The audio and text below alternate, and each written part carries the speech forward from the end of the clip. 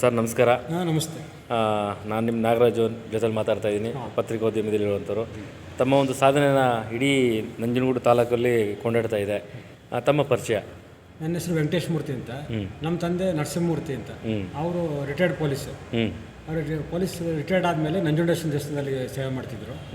ಆ ನಂತರ ನಾವು ಅಲ್ಲಿ ಸೇವೆ ಮಾಡಿಕೊಂಡು 75ರಿಂದ 80 ಆ ಟೈಮಲ್ಲಿ ಅಲ್ಲಿದ್ವಿ. ಅಲ್ಲಿ ಸೇವೆ ಮಾಡಿ ಆಮೇಲೆ ಲಿಂಗಾಪಟ್ರ ಗುಡಿ ಅಂತಿದೆ, ಅಲ್ಲಿ ಒಂದು 5 ವರ್ಷ ಸೇವೆ ಮಾಡಿದೆ. ಯಾವ ಊರಲ್ಲಿ ಬರುತ್ತೆ? ಇಲ್ಲಿ ನಂಜನಗೂಡಲ್ಲೇ ಲಿಂಗಾಪಟ್ರ ಗುಡಿ ಹೊಳೆ ಹತ್ರ ಕಪಿಲಾ ನದಿ ತೀರದಲ್ಲಿ 5 ವರ್ಷ ಮುಜರಾಯಿಂದ ಸೇವೆ ಮಾಡಿ ಸ್ವಲ್ಪ ಅನಾನುಕೂಲ ಆಗಿ ಅಲ್ಲಿ ಬಿಟ್ಬಿಟ್ಟು ತಿರ್ಗಿ ಕಳಲಲ್ಲಿ ವಾಸ ಇದ್ದೀನಿ ಈಗ. ಕಳಲಲ್ಲಿ ಸೋಮೇಶ್ವರ ದೇವಸ್ಥಾನ ಅಂತಿದೆ, ಅಲ್ಲಿ ಪೂಜೆ ಮಾಡ್ಕೊಂಡಿದ್ದೀನಿ ಅರ್ಚಕನಾಗಿ. ಹವ್ಯಾಸಗಳು ಸೈಕಲ್ ಹೊಡೆಯೋದು, ಆಮೇಲೆ ಈಜು ಹೊಡೆಯೋದು, ಇದೆಲ್ಲ ನನ್ನ ಹವ್ಯಾಸಗಳು. ನಾನು ಕನ್ಯಾಕುಮಾರಿ ಕಾಶ್ಮೀರದವರೆಗೆ ಅಂತ ಹೇಳ್ತಾರಲ್ಲ, ಆ ರೀತಿ ಅಲ್ಲಿವರೆಗೂ ಸೈಕಲ್ ಪ್ರವಾಸ ಮಾಡಿದ್ದೀನಿ. ಎಷ್ಟನೇ ಇಸ್ವಿಲಿ? 2007ರಲ್ಲಿ ಪೂರ್ತಿ ದೇಶನೇ ಸುತ್ತೀನಿ. 8,000 ಕಿಲೋಮೀಟ್ರ್ ಈ ಕಡೆ 2,000, ಒಟ್ಟು 10,000 ಕಿಲೋಮೀಟ್ರು ಸಂಚಾರ. ದೇಶದ 10,000 ಕಿಲೋಮೀಟರ್ ಸುತ್ತಿದ್ದೀರಾ?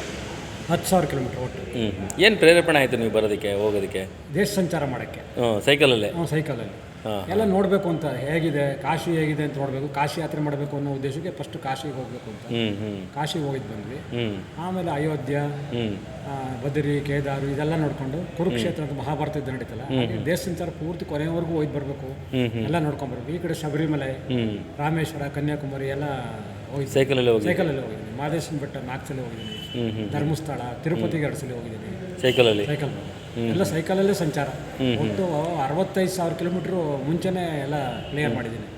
ಅದಾದಮೇಲೆ ಇನ್ನೊಂದ್ಸಲಿ ಕಾಶ್ಮೀರ ತನಕ ಹೋಗಿದ್ದು ಬಂದಿದ್ದೀನಿ. ಮತ್ತೆ ಜಮ್ಮು ಕಾಶ್ಮೀರದಲ್ಲಿ 2007ರಲ್ಲಿ. ಅದಕ್ಕೆ ಮುಂಚೆ ಒಂದ್ಸಲಿ ಕಾಶಿಗೆ ಹೋಗಿದ್ದೆ. 2007ರಲ್ಲಿ ಅಮರ್ನಾಥ್ ಅಂತಿದೆ, ಅಮರ್ನಾಥ್ ತನಕ ಹೋಗಿದ್ದು ಬಂದಿದ್ದೀನಿ. ಈಗ ನೀವು ಅಷ್ಟು ದೂರ ಹೋಗೋದಕ್ಕೆ ತಮಗೆ ಆರೋಗ್ಯ ಸಮಸ್ಯೆ ಏನು ಬರಲಿಲ್ವಾ? ನನಗೆ ಯೋಗ ಟ್ರೈನಿಂಗ್ ಆಗಿದೆ. ಮಲ್ಲಾಡಿಹಳ್ಳಿಯಲ್ಲಿ, ಚಿತ್ರದುರ್ಗ ಡಿಸ್ಟ್ರಿಕ್ಟ್ ಹೊಳಲ್ಕೆರೆ ಹತ್ರ ಸ್ವಾಮೀಜಿ ಇದ್ದರು, ಸ್ವಾಮಿಗಳು ತಿರುಕ ಅಂತ ಅವ್ರ ಕಾವ್ಯನಾಮ. ಅವರು ಯೋಗದ ಬಗ್ಗೆ ಚೆನ್ನಾಗಿ ನಮಗೆ ಟ್ರೈನಿಂಗ್ ಕೊಟ್ಟಿದ್ದಾರೆ. ಅದರಿಂದ ಒಂದು ಧೈರ್ಯ, ಯೋಗದ ಆರೋಗ್ಯ ಎಲ್ಲ ನನಗೆ ಏನು ಕೆಡಲ್ಲ. ಆಮೇಲೆ ಯಾವ ಸಣ್ಣ ಮಾತ್ರೆನೂ ಔಷಧಿ ಏನು ತಗೊಳ್ಳಲ್ಲ ನಾನು, ಎಲ್ಲ ಹಾಗೆ ವಾಸಿ ಮಾಡ್ಕೊತೀನಿ. ಹಾಗೆಯೇ ತಾವು ಇಷ್ಟು ದೂರ ಎಲ್ಲ ಪ್ರವಾಸ ಮಾಡಿದ್ದೀರಾ, ಇಡೀ ದೇಶದ ಎಲ್ಲ ಭಾಗಗಳಿಗೆ ಹೋಗಿ ಬಂದಿದ್ದೀರಾ ಸೈಕಲಲ್ಲೇ. ನಿಮ್ಗೆ ಯಾವ ಥರ ಅನುಕೂಲಗಳಾಯಿತು ಹೋದ್ಮೇಲೆ? ಅನುಕೂಲಗಳು ಅಂದರೆ, ನಾವು ಯಾತ್ರೆ ಮಾಡೋದಲ್ವ, ತೀರ್ಥಯಾತ್ರೆ ಮಾಡೋದ್ರಿಂದ ದೇವಸ್ಥಾನಗಳು, ಆಶ್ರಮಗಳು ಅಲ್ಲೆಲ್ಲ ನಮಗೆ ಜಾಗ ಕೊಡ್ತಾರೆ, ಅವಕಾಶ. ಎಲ್ಲೂ ನಾನು ರೂಮ್ ದುಡ್ಡು ಕೊಟ್ಟು ಬಾಡಿಗೆ ರೂಮ್ ಮಾಡೋದು ಆ ಥರ ಅಭ್ಯಾಸನೇ ಇಲ್ಲ ನಮಗೆ. ಇಡೀ ದೇಶ ಸುತ್ತಿದ್ರು ಕೂಡ ಎಲ್ಲ ಉಚಿತವಾಗಿ ನಮಗೆ ಜಾಗ ಸಿಗುತ್ತೆ. ಅಂಥ ದೇವಸ್ಥಾನಗಳು, ಆಶ್ರಮಗಳು ಎಲ್ಲ ಸಿಕ್ಕಿ ಅಲ್ಲಿ ಇದ್ಕೊಂಡು ಯಾತ್ರೆ ಮಾಡಿಕೊಂಡು ಸರಾಗೋಗಿ ಬರ್ತೀವಿ. ಜನ ಹೆಂಗೆ ಸ್ಪಂದಿಸೋರು? ಜನ ಸ್ಪಂದಿಸ್ತಾರೆ.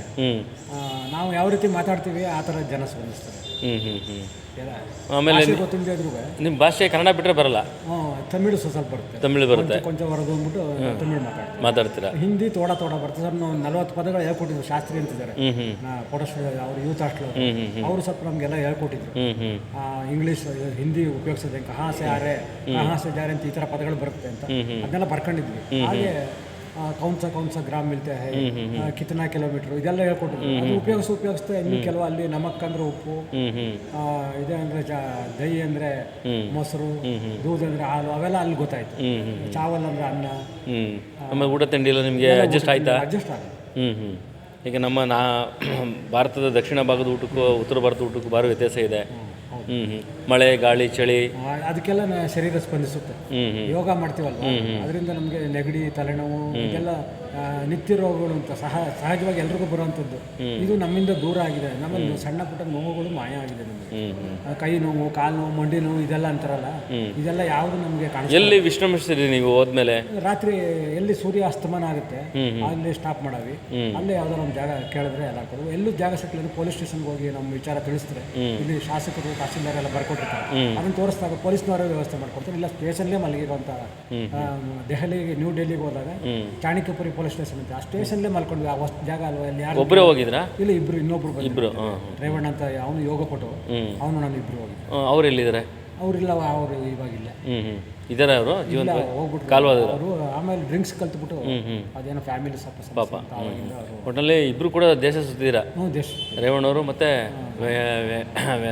ವೆಂಕಟೇಶ್ ಮೂರ್ತಿ ಅವರು. ಹಾಗಾಗಿ ಈ ಎಲ್ಲ ಮಾಧ್ಯಮಗಳು ಕೂಡ ಬಂತು, ಟಿ ವಿಲೆಲ್ಲ ಬಂದಿದೆ, ಇದರಲ್ಲೆಲ್ಲ ಬಂದಿದೆ. ಆಮೇಲೆ ಪ್ರವಾಹದಲ್ಲಿ 46 ಕಿಲೋಮೀಟ್ರು ಕಾವೇರಿಯಲ್ಲಿ ಈಜೊಡೆದಿದ್ದೀವಿ ಯಾವಾಗ? 96ರಲ್ಲಿ. 96ರಲ್ಲಿ. ಆವಾಗ ಇವಾಗ ಎಷ್ಟು ವಯಸ್ಸು ತಮಗೆ? ಈಗ ನನಗೆ 65 ವರ್ಷ. ಹಾಂ ಹಾಂ ಹಾಂ. ಹಾಗಾಗಿ ಮತ್ತು ಏನಾಯಿತು ಪ್ರವಾಹದಲ್ಲಿ ತಾವು ಇದನ್ನ ಈಜಿದಾಗ? ನಾನು ಇಲ್ಲಿಂದ 46 ಕಿಲೋಮೀಟ್ರ್ ಆವಾಗಲೇ ಮುಂಚೆನೇ ಎಲ್ಲ ಸಾಧನೆ ಮಾಡಿದ್ವಿ. ಆಮೇಲೆ ಈ ಕಡೆ ಬೀಚಲ್ಲಿ ಡ್ಯಾಮ್ ಅಂತಿದೆ, ಅಲ್ಲಿಂದನೂ ಹುಲ್ಲಳ್ಳಿಗೆ 45 ಕಿಲೋಮೀಟ್ರ್ ಆಗುತ್ತೆ. ಅಲ್ಲಿಗೆ ಒಂದು ದಿವಸಕ್ಕೆ ಬಂದಿದ್ದೀವಿ. ಅಲ್ಲಿ ಹುಲ್ಲಳ್ಳಿಯಿಂದ ಇನ್ನೊಂದು ದಿವಸ ನಂಜನಗೂಡು ಬಂದಿದ್ದೀವಿ. ಆ ಥರ ಎಲ್ಲ ಮಾಡಿದ್ದೀವಿ. ಇಲ್ಲಿ ಒಂದ್ಸಲ ಈಗ 3 ವರ್ಷದಲ್ಲಿ 4 ವರ್ಷದಲ್ಲೇ ಒಂದ್ಸಲ ಏನಾಗೋಯ್ತು, ದೊಡ್ಡ ಸೇತುವೆ ರೈಲು ಹೋಗುತ್ತಲ್ಲ, ಅಲ್ಲಿಂದ ಬಿದ್ದು ಇಲ್ಲಿ ನಂಜನಗೂಡು ಬರಬೇಕಾದ್ರೆ 1 ಲಕ್ಷ ಕ್ಯೂಸೆಕ್ಸ್ ನೀರು ಬಿಟ್ಬಿಟ್ಟಿದ್ವಿ. ಆವಾಗ ಈ ಸೇತು ಮುಚ್ಕೊಂಡ್ಬಿಟ್ಟಿದೆ, ಅಜ್ಜಿಗೆ ಹೊಸ ಸೇತುವೆ ಇದೆಯಲ್ಲ ಅದು ಮುಚ್ಕೊಂಡು ಗೊತ್ತಾಗಿಲ್ಲ ನಿಮಗೆ? ಅದು ಹಿಂದೆ ರಾತ್ರಿ ನೋಡೋಕ್ಕಾಗಲ್ಲ, ಈ ಪೊಲೀಸ್ನವ್ರು ಕಾವಲಾಕ್ಬಿಟ್ರು ಆ ಮುಂಜಾಗ್ರತೆ ವಹಿಸೋಕ್ಕಾಗಲಿಲ್ಲ. ಹಾಗಾಗಿ ಸೀದಾ ಬಂದ ತಕ್ಷಣ ಸೇತು ಮುಚ್ಕೊಂಡ್ಬಿಟ್ಟಿದೆ, ಹೋಗೋದು ಬೇಡ ಅಂತ ದಿಗ್ಭ್ರಾಂತಿ ಆಗೋದು. ಆದರೂ ಆಳ್ದಂಗೆ ಆಗಲಿ ಅಂದ್ಬಿಟ್ಟು ಮುಳುಗ್ಬಿಟ್ಟು ಒಳಗಿಂದ 30 ಎಣಸದಲ್ಲಿ ಈಚೆ ಬರಬೇಕು 30 ಸೆಕೆಂಡಲ್ಲಿ. 1 ನಿಮಿಷ ಆದರೂ ಈಚೆ ಬರೋಕ್ಕಾಗಲಿಲ್ಲ. ನಾವು ಯೋಗ ಮಾಡೋದ್ರಿಂದ ದಮ್ ಕಟ್ಟಿ ಪ್ರಾಣಾಯಾಮ ಮಾಡ್ಕೊಂಡು ದಮ್ ಕಟ್ಟಿದ್ವಿ. ಆಮೇಲೆ ಆದರೂ ಗಾಳಿ ಬೇಕಲ್ಲ, ಕೊನೆಗೆ ಶರೀರ ನೀರನ್ನೇ ಕುಡಿಯೋಕ್ಕೆ ಶುರು ಮಾಡ್ತು. ಆದರೆ ನಾವು ಮೂಗಲ್ಲಿ ನೀರು ಕುಡಿದ ಟ್ರೈನಿಂಗ್ ಕೊಟ್ಟಿದ್ರು, ಅದು ಹೆಂಗೆ ತಗೋಬೇಕು ಅಂತ ಈ ಗಂಟ್ಲಿಂದ ಎಳ್ಕೊಂತು. ಅದೇನು ಇಲ್ಲಿಗೆ ತಲೆಗೆ ನೀರು ಹೋಗಲಿಲ್ಲ, ಗಾಳಿ ಹೋಯ್ತು, ಇಲ್ಲಿ ಹೊಟ್ಟೆಗೆ ನೀರು ಹೋಯ್ತು. 2 ಸಲ ದಮ್ ತಗೊಂಡು ತಿರ್ಗೋ ಇನ್ನೊಂದು ಸಲ ಅಂತ ಶಬ್ದ ಬಂತು. ಆ ಥರ ದಮ್ ತಗೊಂಡು ಹಂಗಾಗಿ ಆಮೇಲೆ ಇನ್ನೂ ಸ್ವಲ್ಪ ಹುಡುಕೋಕ್ಕೆ ಪ್ರಯತ್ನ ಮಾಡಿದೆ. ಅದ್ಯಾವುದೋ ಒಂದು ಡ್ರಮ್ ಒಳಗೆ ಬೇರೆ ಹೊಟ್ಟಾಗಿದ್ದೆ. ಸರಿ ಕೊನೆಗೆ ಇನ್ನು ಏನೂ ಆಗಲ್ಲ, ನೀರು ಕುಡಿಯೋದೆ ಸಾಯದೆ ಅಂತ ಥರ ಬಂದ್ಬಿಡ್ತು. ದೇವ್ರು ನೆನೆಸ್ಕೊಂಡು ನಿನ್ನಿಷ್ಟೇ ತೇಲಿಸುವ ರಂಗ ಎಲ್ಲ ಮುಳುಗಿಸೋ ಅಂತಾರಲ್ಲ, ಆ ಥರ ನಿಮ್ಗೆ ಜ್ಞಾಪಿಸ್ಕೊಂಡು ಅವ್ರಿಗೆ ಬಿಟ್ಬಿಟ್ಟೆ ಡ್ರೈವಿಂಗ್. ಆ ಕಣ್ಣು ಮುಚ್ಕೊಂಡು ಅಷ್ಟೊತ್ತಿಗೆ ಫ್ಯಾನ್ ಗಾಳಿ ಬಿಸಿದಂಗೆ ಆಗ್ಬಿಡ್ತು. ಇದೇನು ಅಂತ ಕಣ್ಣು ಬಿಡ್ತೀನಿ, ಸೇಲ್ಕೊಂಡು ಮೇಲೆ ಬಂದ್ಬಿಟ್ಟಿದ್ದೀನಿ ಸೇತುವೆ ಒಳಗಡೆ. ಮೇಲ್ಗಡೆ ರೋಡು, ಅಲ್ಲಿಂದ ಒಂದು ತೂಕು ಮಾಡಿ ಮಳೆ ನೀರು ಬರೋಕ್ಕೆ ಅಲ್ಲಿ ಗಾಳಿ ಬೀಸ್ತಿತ್ತು. ಹಾಗಾಗಿ ಅವತ್ತು ಉಳ್ಕೊಂಡೆ. 2 ರಾತ್ರಿ ಅಲ್ಲೇ ಕೂತಿದ್ದೆ, ನೀರು ಕಮ್ಮಿ ಆಗೋ ತನಕ. ಆಮೇಲೆ ಈಚೆ ಬಂದು ಆವಾಗ TV ಅವರೆಲ್ಲ ಬಂದು ಸಂದರ್ಶನ ಮಾಡಿದ್ದಾರೆ. ಅದು ಯೂಟ್ಯೂಬಲ್ಲಿದೆ, ವೆಂಕಟೇಶ್ ಮೂರ್ತಿ ಅರ್ಚಕ ನಂಜನಗೂಡು ಅಂತಂದ್ರೆ ಬರ್ತದೆ. ಇಷ್ಟೆಲ್ಲ ಸಾಧನೆ ಮಾಡಿದ್ರೆ, ಇಷ್ಟೆಲ್ಲ ನೀವು ಸಾಧನೆ ಮಾಡಿದ್ರಿ, ನಿಮ್ಮನ್ನ ಗುರುತಿಸುವಂಥ ಕೆಲಸ ಸಂಘಟನೆಗಳು ಅಥವಾ ಸಂಘ ಸಂಸ್ಥೆಗಳು ಏನು ಮಾಡಿದ್ರು? ಯೂತ್ ಹಾಸ್ಟೆಲ್ ಅವರು ನಮಗೆಲ್ಲ ಸಪೋರ್ಟ್ ಮಾಡಿದ್ದಾರೆ. ಆರ್ಥಿಕವಾಗಿ ಸಹಾಯ ಮಾಡಿದ್ರ, ಗೌರವ ಮಾಡಿದ್ವಾ? ನಮಗೆ ಪ್ರವಾಸಕ್ಕೆ ಎಷ್ಟು ಬೇಕೋ ಅಷ್ಟು ಮಾಡ್ಯಾರ ಅಷ್ಟೇ. ಅದೆಲ್ಲ ಏನು ನಿರೀಕ್ಷೆ ಮಾಡಲ್ಲ. ಸರ್ಕಾರದಿಂದ ನಿಮ್ಮನ್ನೇನ ಗುರುತಿಸುವಂಥದ್ದು ಉತ್ತಮ ಈಜುಪಟು ಅಂತ? ಇಲ್ಲ, ಸರ್ಕಾರಕ್ಕೆ ಇನ್ನೂ ಗೊತ್ತಿಲ್ಲ ಅದು. ಅಲ್ಲ, ಈಗ ಮಾಧ್ಯಮದಲ್ಲಿ ಬಂದರೆ ಸರ್ಕಾರದವರು ಅಧಿಕಾರಿಗಳು ಸಂಬಂಧಪಟ್ಟಂತ ಸುಮ್ಮನೆ ತಾಲೂಕು ಅಧಿಕಾರಿಗಳು ಕತೆ ಕೇಳ್ದಂಗೆ ಕೇಳ್ತಾರೆ ಅಷ್ಟೇನೆ. ಅಯ್ಯೋ, ಇದೆಲ್ಲ ಮಾಮೂಲು ತಾನೆ ಅಂದ್ಬಿಟ್ಟು ಸುಮ್ಮನೆ ಆಗ್ತಾರೆ. ಅಲ್ಲ, ಇದೆಲ್ಲ ಮಾಮೂಲಿಲ್ಲ. 48 ಕಿಲೋಮೀಟರ್ ಮಗನ ಅಥವಾ ದೊಡ್ಡ ಕೋಟ್ಯಾಧಿಪತಿನ ಆದರೆ ಅವಾಗ ಓಡ್ ಬಂದು ಗೌರವಿಸ್ತಾರೆ, ಅಡ್ಬೀಳ್ತಾರೆ.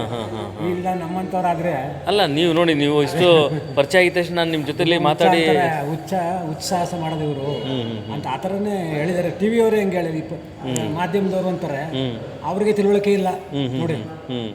ಉತ್ಸಾಹ ಮಾಡ್ತಾ ಇದ್ದಾನೆ ಇವನು, ಇಲ್ಲಿಂದ ಬರೋದಕ್ಕೆ ಸುಸ್ತಾಗ್ಬಿಡ್ತು ಹೊಟ್ಟೋದ ಅಂತ ಅಂದ್ಬಿಟ್ಟು ಹೇಳ್ತಾ ಇದ್ದಾರೆ ಸುವರ್ಣದವರು. ಪಬ್ಲಿಕ್ TV ರಂಗನಾಥ್ ಹಂಗೆಲ್ಲ ಹೇಳ್ಬಾರ್ದು, ಮಾತಾಡ್ತಾರೆ ಅವರು. ಕೊನೆ ಗಂಟೆ ಕಾಯ್ಬೇಕು, ಏನಾಗುತ್ತೆ ಅಂತ ನೋಡ್ಬೇಕಲ್ವ. ಏನಂತ ರಂಗನಾಥ್ ಏನಂತಾರೆ ಗೊತ್ತಾ? ಇದು ನೀರು ಪ್ರಕೃತಿ ಎಷ್ಟು ಶಕ್ತಿ ಇದೆ ಗೊತ್ತ ಇವನಿಗೆ. ಆ ಪ್ರಕೃತಿಗೆ ಎಷ್ಟು ಶಕ್ತಿ ಇದ್ರೇನು ನಾವು ಅದಕ್ಕೆ ವಿರುದ್ಧವಾಗಿ ಹೋಗ್ತಾ ಇಲ್ವಲ್ಲ.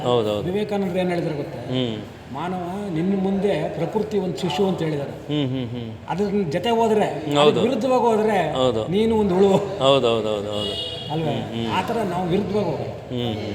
ಹಾಗಾಗಿ ಮಾಧ್ಯಮದವರು ಕೂಡ ಸುದ್ದಿ ಮಾಡಿದ್ರು, ಮಾಧ್ಯಮದವರು ಸರಿ ಇಲ್ಲ, ಮಾಡಲಿಲ್ಲ, ಸರಿಯಾಗಿ ಸುದ್ದಿ ಮಾಡಲಿಲ್ಲ, ನಿಮ್ಮ ವಿರುದ್ಧವಾಗೇ ಮಾಡಿದ್ರು ಅಲ್ವೇ? ಗೊತ್ತಾಯ್ತು. TV9 ಅವರು ಮನೆಗೆ ಬಂದು ಎಲ್ಲ ಅವರು ಯಾವುದೋ ಹೆಣ ತೋರಿಸ್ಬಿಟ್ಟು ಪೊಲೀಸ್ನವ್ರು ಸಪೋರ್ಟ್ ತಗೊಂಡು ಹೆಣ ಸಿಕ್ತು ಅಂತ ತೋರಿಸ್ಬಿಟ್ಟಿದ್ರು. ಅಯ್ಯಯ್ಯೋ. ಆಮೇಲೆ ಬನೀನ್ ಹಾಕೊಂಡಿತ್ತು ಶವ.